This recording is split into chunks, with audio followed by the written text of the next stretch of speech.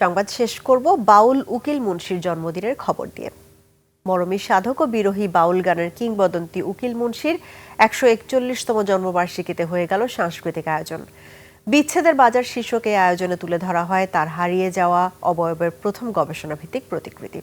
গান, সেমিনার, প্রদর্শনী আর দর্শনের সংমিশ্রণে কিভাবে ফিরে দেখা হলো উকিল মুন্সির কাটা বিচ্ছেদী। বিস্তারিত জানাচ্ছেন সুমাইয়া খান।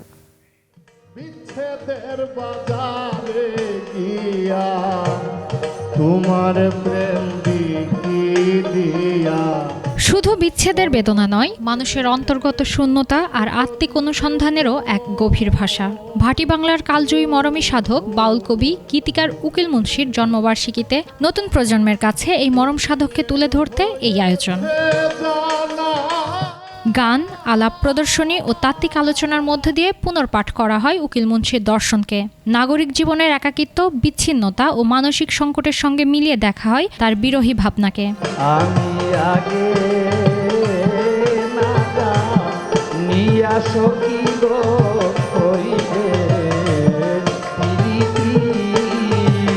প্রযুক্তি নির্ভর এই সময়ে বিরহের ঐতিহ্যকে নতুন করে বোঝা জরুরি। অন্যদিকে ভাটি অঞ্চলের বিচ্ছেদী গানের পরিবেশনা দর্শক শ্রোতাদের নিয়ে যায় অনুভূতির এক অন্য জগতে। লোকজ জ্ঞান, গবেষণা ও সমকালীন শিল্প ভাবনার সমন্বয়ে এই অনুষ্ঠান মনে করিয়ে দেয় শতবর্ষ পেরিয়েও উকিল মুন্সির গান আজও মানুষের অন্তর্গত নিঃসঙ্গতার ভাষা হয়ে বেঁচে আছে। সুমাইয়া খান, 21 টেলিভিশন, ঢাকা।